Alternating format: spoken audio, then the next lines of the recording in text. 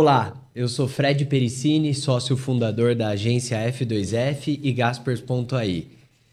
Nós somos o AI First Cast, o podcast destinado à discussão estruturada sobre a adoção de inteligência artificial no mundo dos negócios. A gente traz C-level, diretores de grandes empresas, para ter um papo leve, descontraído sobre esse assunto que está mudando a dinâmica dos negócios no Brasil e no mundo. Boa noite, Fi. Tudo bem com o senhor? Ótimo, ótimo. Obrigado, Fred. Felipe Xavier aqui, co-host do AI First Cast. Nessa temporada que nós temos o patrocínio do SoftBank, o banco de investimento que mais entende de inteligência artificial. A nossa intenção aqui é justamente fazer com que a inteligência artificial ajude as pessoas a tomarem decisões mais inteligentes e assim a gente vê a evolução do Brasil como um todo. É isso que a gente gosta de fazer. Para entrar nesse papo com a gente hoje, eu sempre falo uma coisa aqui, eu sempre falo que essa conversa vai ser a melhor do mundo, o Fred fica brigando comigo, que eu sou muito empolgado, mas acho que eu sou muito empolgado e eu já estou empolgado para falar de uma coisa que a gente ainda não falou. Então, para a gente entender quem está aqui com a gente, fala para a gente quem é você. Legal, obrigado, eu sou o Raposo, eu sou um cara que está há 35 anos torturando dados e tentando criar soluções para melhorar a decisão, melhorar a vida das pessoas. Hoje eu estou na Equifax, aqui do Brasil. Eu sou o responsável por Data e Analytics da Equifax.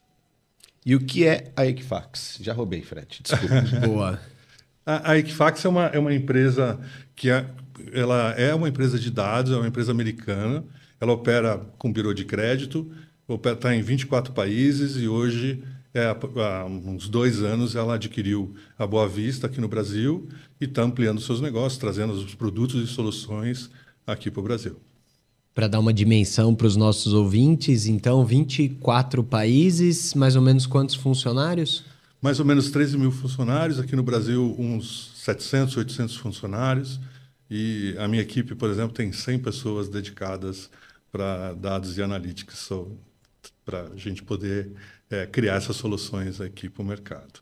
Conta um pouco dos produtos, qual é o carro-chefe, quais são os produtos e quem são os clientes, se puder citar alguns. A Equifax, originalmente, né, a estrutura é um birô de crédito, então a gente opera no Brasil com os dados positivos de birôs, dados negativos. A gente tem uma série de informações que vêm parte regulatória, né, que são esses dados. Tem uma outra parte que os próprios distribuidores de informação no mercado colocam com a gente e a gente cria soluções para decisão. O carro-chefe é o mercado financeiro, criando soluções desde scores de crédito, fraude, cobrança e modelos, por exemplo, de inferência de renda, modelos, soluções analíticas que são tradicionais do mercado, relatórios para tomada de decisão. Então, pequenas empresas normalmente utilizam um relatório para decidir se vão ou não conceder o crédito para aquele fornecedor ou para aquela empresa. Temos soluções de um segmento que a gente chama ID and Fraud, que é baseado em onboarding, em e-commerce, para avaliar se aquela transação tem um risco de ser fraude ou não. E a partir daí você começa a ampliar uma série de segmentos, seguros, agronegócios. A gente começa a ampliar, sempre pensando em usar os dados para melhorar a vida das pessoas, a melhorar a vida financeira das pessoas. Esse é o grande lema da Equifax Global e a gente usa o máximo de informações que a gente consegue. Algumas são nossas, algumas mistura com os dados de clientes e para criar essas soluções para melhores decisões. A gente estava conversando aqui nos bastidores e você comentou um pouco sobre o que mudou de uns anos para cá com o advento da IA generativa. Conta pra gente, explora um pouco esse tema. Eu vou contar para vocês o meu primeiro modelo que eu fiz há 30 anos atrás. Eu fui fazer uma amostragem, eu cheguei num almoxerifado com um monte de caixas. Nós pegamos as caixas, que na época eram fichas de crédito, eram escritas. A gente teve que mandar digitar essas fichas para criar o primeiro modelo de score que a gente implantou há 30 anos atrás. Tá? Isso era como se fazia um modelo num mundo lá atrás, né? Lógico. Onde pouca coisa estava nos sistemas, você tinha uma dificuldade enorme de adquirir os dados. E a partir de lá para cá, muita coisa, obviamente, mudou. Os processos foram sendo automatizados, você começou a ter esses dados estruturados, o poder de processamento dos computadores aumentou de uma forma brutal, né? Assim, um celular hoje, ele deve... Outro dia eu fiz essa comparação. Um celular hoje que está no bolso de vocês aí, ele é pelo menos 10 mil vezes mais potente do que o computador que eu usei para fazer a minha conclusão de curso na faculdade de estatística. Então, assim, é brutal a diferença que você tem hoje, poder de tratar os dados. E, obviamente, nessa última etapa aqui da economia digital, você tem empresas que são nativas digitais, ou seja, todos os dados estão ali, usando os dados não estruturados, uma série de informações que viabilizou essa evolução. Muitas das técnicas estatísticas, elas são antigas, elas não são realmente novas, mas o uso aplicado passa a ser viável agora. A própria inteligência artificial não é algo novo, o conceito e as iniciativas, mas hoje você consegue ter uma solução como um GPT criando soluções de LLM, linguagem natural, assim, que são maravilhosas. Então, mudou muito. E o desafio não é tão diferente, para falar a verdade, porque a gente ainda vê muitas empresas com muita dificuldade de organizar o seu dado, deixar o dado pronto para essas ferramentas poderem trabalhar. Então, a inteligência artificial ela precisa ter uma estrutura de dados que faça sentido, que tenha contexto, uma série de questões para ela performar da forma que deveria. Esse desafio não mudou tanto assim, né? Obviamente, né, a tecnologia mudou completamente, mas ainda tem muito desafio de organizar o dado. Você começou falando que você está há 35 anos aí brincando com dados, né? Isso. E me parece que o negócio de crédito, dados, é a essência desse negócio. Sim. Né? Então, conta pra gente o que mudou no teu negócio, no teu modelo de negócio com mais inteligência artificial versus quando vocês não tinham essas capacidades.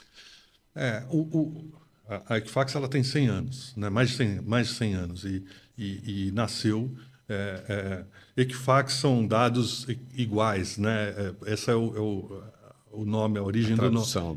Então, nasceu disso, de você ter dados disponíveis e uma pontuação de score para ajudar respaldar uma decisão de crédito. Então, o que muda quando você passa a ter essa tecnologia, esse monte de dados disponíveis? Você começa a criar soluções cada vez mais requintadas para você tomar uma decisão. Você tem o caráter da pessoa, ela vai ou não vai pagar. Você tem a capacidade, se ela consegue ou não consegue pagar. E você começa a ver, ela tem uma garantia, tem um collateral, ela tem um veículo, um investimento que eu posso usar. Então, você começa a ter uma série de informações que você pode completar esse processo de decisão e medir se você pode confiar que aquela pessoa vai pagar, se você pode...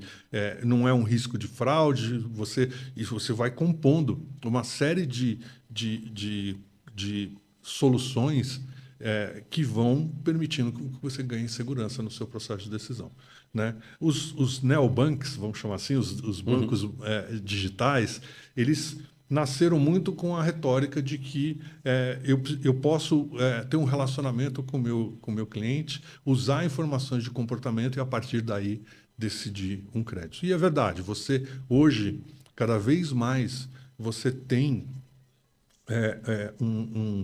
um peso maior nas informações comportamentais. Tá? Uma coisa importante para vocês entenderem, a gente tem, no Brasil, 85 milhões de pessoas negativadas, ou mais, né? Dependendo de como você faz. Mais de 1/3 da população. E se você olhar a população economicamente ativa, é absurdo a proporção de gente que já está enfrentando problemas de crédito. Então, aquele crédito que no começo era só saber se a pessoa estava negativada ou não e eu vou, não existe mais. Hoje, você precisa conhecer muito mais as pessoas, entender comportamentos, entender a situação, o momento de vida de cada um e, a partir disso, você tomar uma decisão. Então, os modelos eles estão extremamente mais complexos do que eles eram antes. Né? Você tem uma série de vertentes de informação que você precisa compor e você não consegue, obviamente, ter tudo isso de cada indivíduo, né? Mas você precisa compor isso de uma forma adequada e aí a inteligência artificial ajuda muito nesse processo para ter uma decisão e recomendar uma decisão. Raposo, você falou uma coisa que me chamou a atenção: fraude. Né?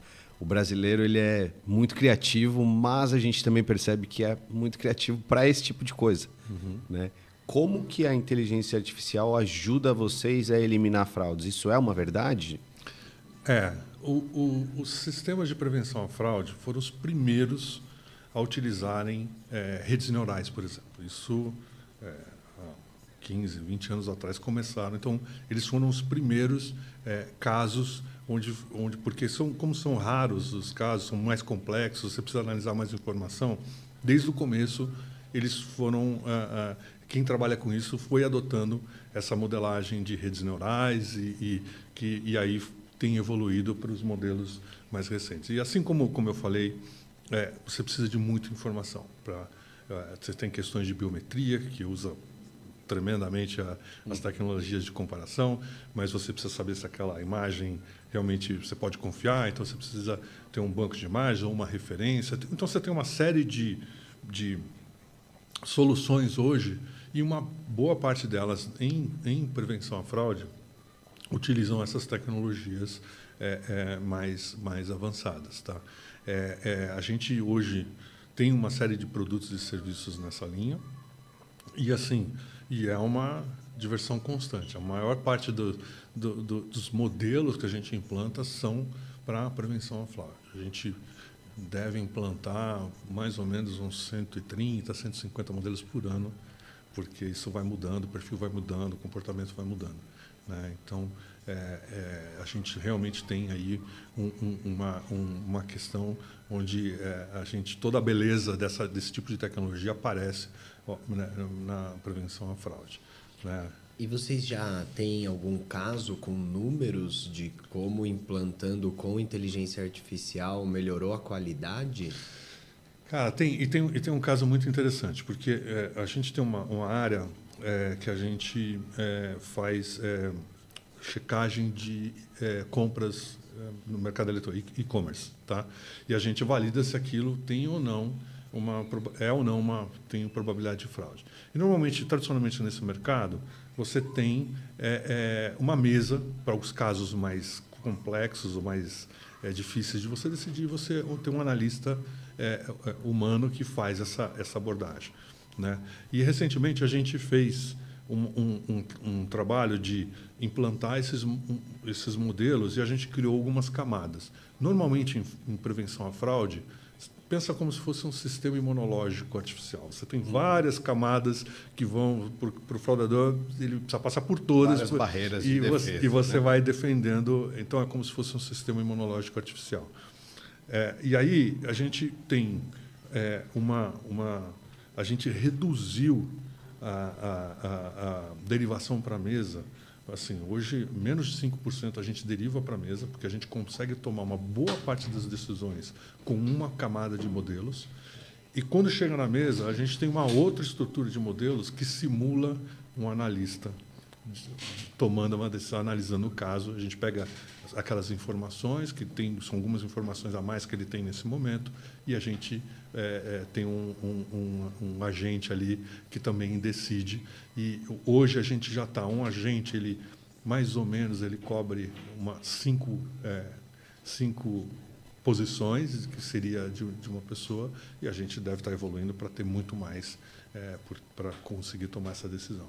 Então, são dois ganhos, né? Tem um ganho em levar menos casos para a mesa e um outro ganho dos casos que vão para a mesa, um agente ainda performa por 5. E aí, eu vou, vocês me permitindo, eu vou dar uma brincada aqui. Bora lá. E a gente começa a ter questões que não são muito naturais. Você tem modelos de negócio hoje que são baseados em posições de atendimento. Quando você põe um agente, como é que você faz o modelo de negócio? Você começa a cobrar como dos seus clientes o serviço. Então, você tem...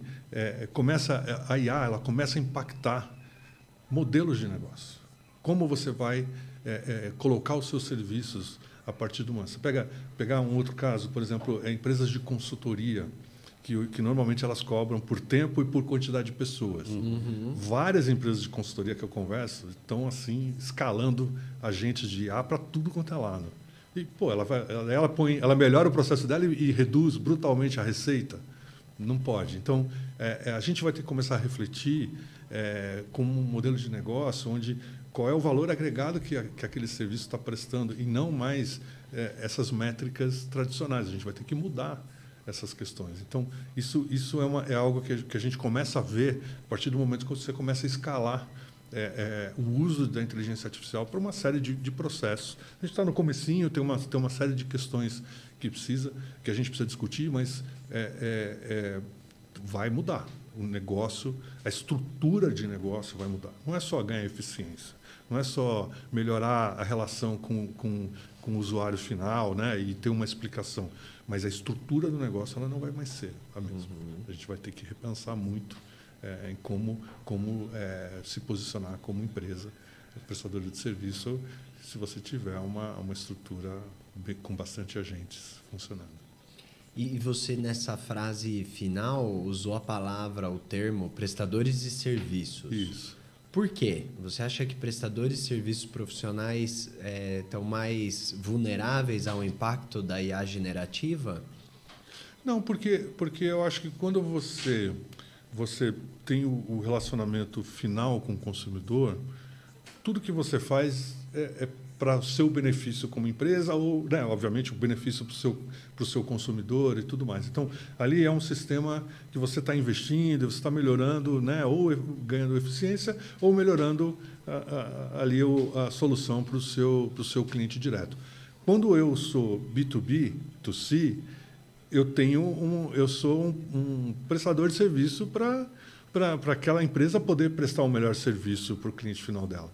Então, aí você começa a ter que exercitar modelos diferentes de negócio e para ajudar como é que você toma uma decisão. Eu vou dar outros exemplos. Uma coisa, na minha estrutura de serviços, eu vender dados, ou vender modelos, ou relatórios. Outra coisa, eu começo a oferecer a decisão como um serviço, que eu vejo uma grande tendência nos mercados. É outro modelo de negócio. Eu estou ajudando, eu não posso assumir o risco, mas eu estou ajudando a decisão a ser tomada. É um modelo de negócio completamente diferente.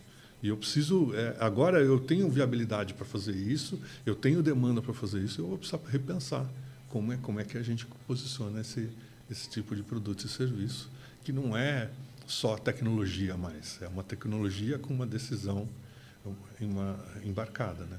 E quando você fala dessas coisas, e quem te procurar no LinkedIn lá, Ricardo Raposo, vai achar o que eu vou falar agora, né? Você é uma pessoa preocupada também com a questão ética relacionada à inteligência artificial, né? Sim. E acho que essa implementação ética que você menciona, enquanto a gente estava falando aqui um pouquinho, ela começa a aparecer aqui. Total. Né? Nesse ponto. O que você faz do ponto de vista de implementação ética lá na Equifax? A Equifax tem uma estrutura de governança muito, muito sólida. Ela tem uma série de conceitos na sua governança em que você garante, durante o processo de construção, que você está prestando um serviço adequado, não é só dentro da lei, mas que seja adequado para a empresa. A gente tem uma certa vantagem, como a gente não está direto com o consumidor final, a gente tem esse intermediário aí que são os nossos clientes. Mas você tem toda uma estrutura muito grande de como você constrói esses modelos. Isso é uma governança global, a gente segue isso. E mesmo assim, você tem novidades nesse processo. A gente, recentemente, está fazendo um projeto, infelizmente eu não posso contar tudo, porque a gente não lançou o produto ainda, mas a gente estava construindo um agente que ia expor um texto. Primeira reunião é com o jurídico. Como é que eu faço? O que eu escrevo? Porque uma coisa é você, no atendimento, mas quando você começa a gerar impacto na decisão, na vida das pessoas, você fala, pô, peraí, o que eu posso falar? O que eu não posso falar? E não é só o que está dentro da lei, mas o que isso vai gerar em termos de impacto da imagem da companhia. Então, a gente teve que botar um advogado para ajudar a escrever um prompt. Isso muda completamente a forma de trabalhar das empresas. Porque a primeira reunião foi engraçada. Não, mas peraí, me explica como é que... Então, você tem que letrar um advogado a construir um prompt. Eu não estou fazendo aqui uma defesa daquela... vamos fazer o letramento da empresa para usar... Não, cara. Assim, o cara é um advogado escrevendo prompt com a gente. Entendeu? Assim, o cara tem que ir fundo numa atividade de ciência de dados e entender quais são as restrições que ele vai colocar, ajudar a gente a escrever aquilo para que o resultado final seja adequado. Então, isso é algo que você precisa ter se você está realmente preocupado com o impacto do que você está fazendo, né? E, assim, eu vejo muito pouca gente falando nisso. Tá? Assim, quando eu faço um modelo de score na Equifax, assim, são milhões e milhões de pessoas que passam... Se eu faço um trabalho bom, milhões e milhões de pessoas passam a ter acesso a crédito que elas não tinham antes. O impacto é brutal. Né? Assim, isso, né, obviamente, vai para os bancos, e os bancos, o mercado inteiro distribui uma avaliação melhor de crédito. Pô, isso... Agora, quantas pessoas estão falando aí de um prêmio de impacto social no uso de IA? A IA do bem. Né? Tem algumas iniciativas, mas eu acho que estamos falando pouco disso. A gente tem uma oportunidade na mão maravilhosa, de mudar a sociedade, de impactar para coisas que a gente gostaria que fossem feitas, decisões melhores para a vida das pessoas. E escalar isso para todos os processos. E eu acho que a gente tem falado muito pouco disso. E os seus clientes estão preocupados com isso? Como tem sido essas conversas quando... E aqui vamos ajudar a ler a evolução do seu portfólio, né? Imagino que agora os produtos estão mudando, então você está tendo conversas diferentes. Isso aparece? Os clientes estão preocupados com isso? Como é que está esse ponto? Então, assim, o mercado financeiro, né, principalmente, que é o maior mercado que a gente atua, mais maduro. Ele é super regulado, ele é super consciente, as pessoas sabem desse impacto que eu estou falando. Então, elas têm... É até interessante, porque quando a gente compara com os outros países que a gente está, o Brasil está muito na frente na adoção. Eu acho que a adoção de soluções digitais, o Brasil... E dessas tecnologias também. Tá? A gente hoje faz parte do pelotão de elite da Equifax em termos de entregar soluções analíticas, porque a gente... e eu vejo isso muito porque o mercado aceita esse tipo de solução. Tem países que você não consegue colocar uma IA para tomar a decisão porque o regulador não deixa ou o cliente não quer. Não é porque você não tem domínio da tecnologia, mas ainda tem muita resistência na adoção desse tipo de tecnologia. O Brasil, cara, assim, é 100%. A gente usa machine learning para desenvolver as coisas há mais de 5 anos. Eu sinto que tem um pouco do contexto da dor. Total. O Brasil tem muita ineficiência, tem muita dor de mercados não atendidos e acaba que, por exemplo, se o seu produto ele torna a análise melhor com o IA e, portanto, você consegue fornecer mais e melhor crédito até para negativados, é uma IA do bem e a gente está ávido a implementar a tecnologia porque precisa. É isso. Pensa que a gente tem um histórico. Primeiro que a gente não tinha nem bureau positivo nos anos iniciais, né? Você não tinha informação de comportamento. você tinha inflação, você tinha uma economia que era muito complexa, né?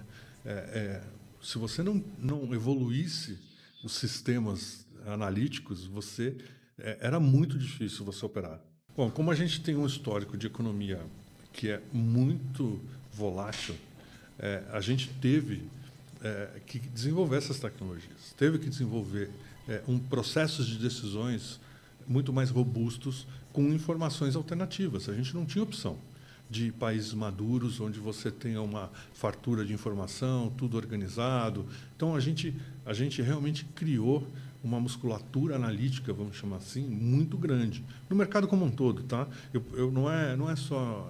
Eu falei da Equifax, mas assim, você pega os bancos globais, as equipes analíticas do Brasil são referência, né? Então, tem muito disso realmente, do ambiente ter gerado essa seleção natural, vamos dizer assim, e essa evolução para os nossos produtos e serviços. Você vê agora Buy Now, Pay Later, que é um produto, está todo mundo falando, a gente começou isso nos anos 90, porque a gente tinha inflação, a gente precisava desse tipo de coisa. O mundo não precisou disso até agora. Então, para nós, isso é uma coisa que é até meio esquisita. Você fala, pô, a gente está acostumado com isso. Então, sem dúvida, a gente tem hoje excelentes profissionais analíticos. As escolas são muito boas, elas formam pessoas que são sensacionais nesse mercado. E isso, eu acho que ajuda muito nessa escalada da IA para todos os segmentos, né? Para todas as áreas, para a gente poder cada vez mais tomar decisão. E o que você imagina para o futuro do negócio de vocês com inteligência artificial? O ganho é possível de se estimar? Vocês estão vislumbrando um crescimento para a operação? Como é que está? Assim, a gente obviamente está trabalhando para conquistar o mercado e para evoluir, mas os concorrentes também estão na mesma pegada, entendeu? Tá todo mundo junto. Mas o que eu acho que vai ser a evolução do mercado? Primeiro, sob a ótica mais técnica, a gente vai passar para um mercado autônomo, onde cada vez mais você vai ter estruturas e agentes tomando decisões e resolvendo problemas com autonomia. Essa é a grande tendência. A gente tem um caminho para chegar lá, mas esse provavelmente para onde a gente vai evoluir, né? Hoje a gente oferece, vamos dizer assim, alguns inputs, algumas ferramentas, mas cada vez mais a gente vai caminhar para que a gente ofereça uma decisão como um serviço, um processo totalmente autônomo para tomar de decisão. Esse para mim é o grande caminho. Sob a perspectiva dos clientes, eu acho que a gente começa cada vez mais a ter um amadurecimento do que é a IA e um questionamento de propósito, que é a tal da economia do propósito. Assim, posso confiar? É um primeiro passo. Depois, qual que é a intenção? Qual que é a intenção desse prestador de serviço, dessa empresa? Ela quer realmente fazer o bem para mim ou ela só quer vender um produto? Então, eu acredito muito que o mercado vai começar a desenvolver essa economia do propósito e da intenção. E os consumidores vão começar a questionar cada vez mais, primeiro, se aquilo realmente é algo que é bom e faz sentido e pode confiar. E a empresa que mostrar que realmente está empenhada em melhorar a vida das pessoas, eu acho que é a que vai vencer. E você acredita em um vencedor só? Não, de maneira nenhuma. Até eu acho que a concorrência é super saudável. Eu acho que o próprio processo hoje de tecnologia, ele é muito, muito espalhado. O que eu acredito é em ecossistema, em parcerias. Isso é outra coisa que a gente tem visto muito. Usar empresas parceiras para ajudar no processo. Tem empresas que são muito dedicadas para soluções bem específicas e que eu acho que cada vez mais a gente vai estar trabalhando de forma colaborativa com essas empresas. Tem clientes hoje que a gente chega, ele fala, pô, eu quero comprar o seu serviço, mas eu não quero que você faça a modelagem para mim. Tem essa empresa aqui que já faz para mim, eu estou acostumado, você topa fazer com ele? Topa, não tem problema. entendeu? Eu acho que vai cada vez mais migrar para uma estrutura de ecossistema. Tá? Assim, as empresas vão ter que colaborar, e uma colaboração não só entre os prestadores de serviço, mas os clientes também. Hoje a gente tem muito produto que a gente fez junto com o cliente. Sentou com o cliente, entendeu, ele ajudou a gente a desenhar e a gente implantou e depois escalou para o mercado. Então, pelo contrário, eu acho que a competição é saudável e ela é importante que exista para que a evolução ande nos passos cada vez mais largos e consistentes, mas eu acredito muito que a gente vai operar cada vez mais em ecossistema. Eu compactuo muito esse seu pensamento de colaboração. Acho que o futuro é parceria, não tem como ser diferente. Fredão, tem uma última pergunta aqui para você. Vamos lá. Raposo, você falou dos seus 35 anos, ele está aqui, ficou na minha cabeça, você viu, né? O que mudou na tua vida? Alguém que está 35 anos consumindo dados com mais uso de inteligência artificial. Que conselho você daria para mim, para o Fred ou para quem está nos ouvindo aqui? Na minha vida pessoal, você diz? Exatamente.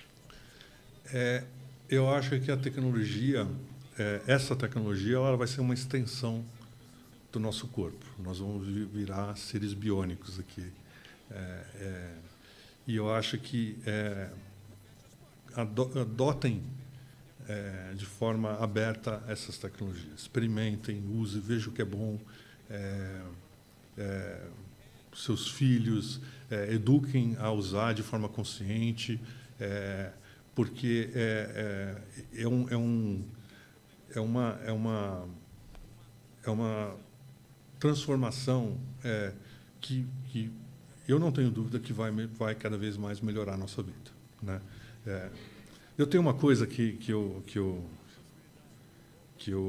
tenho muito claro para mim, é o seguinte: toda a evolução humana partiu de um ser analítico, alguém que olhou uma situação, colheu informações e tomou uma decisão de fazer de um jeito diferente, melhor, tudo, né? Isso obviamente foi mudando dos primórdios para hoje, mas sempre foi um ser analítico, inconformado, que olhou uma situação, colheu informações e propôs uma nova forma de fazer.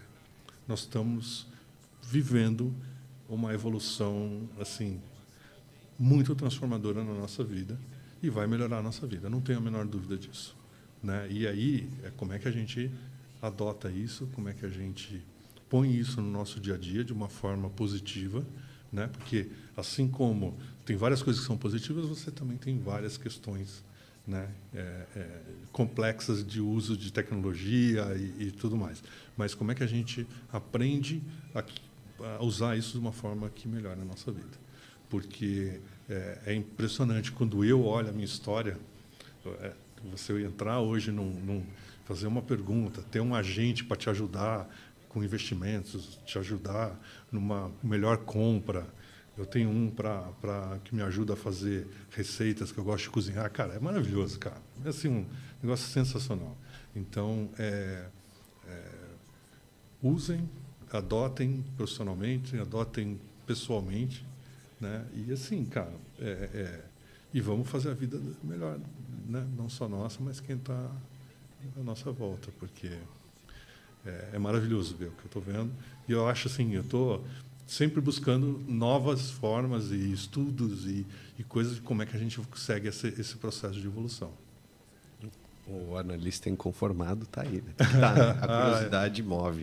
Desde o começo. O filósofo moderno Yuval, no Homo Deus, no livro dele, ele fala muito do ciborguismo, dessa integração homem-máquina também para a parte mecânica e para os serviços e para tudo. Eu acho que no futuro é como a eletricidade. Não vai perguntar se uma casa tem eletricidade ou não. Né? Tudo vai ter inteligência ou generativa ou artificial não generativa embarcada. Foi um prazer. No mundo da IA, que não funciona sem dados. A gente falou com o rei dos dados, o cara que tem o ouro na mão. Isso aí. Literalmente. Literalmente. E também aprendemos que no futuro robôs tomarão decisão de crédito, se a gente vai ter ou não crédito, e não adianta falar por favor e obrigado para o chat GPT, isso não vai melhorar seu score de crédito. É isso. Muito obrigado pelo seu tempo, Foi um grande aprendizado para nós, imagino que para todos que estão nos acompanhando, e até uma próxima. Obrigado. Obrigado a você. Ficamos por aqui. Valeu, gente.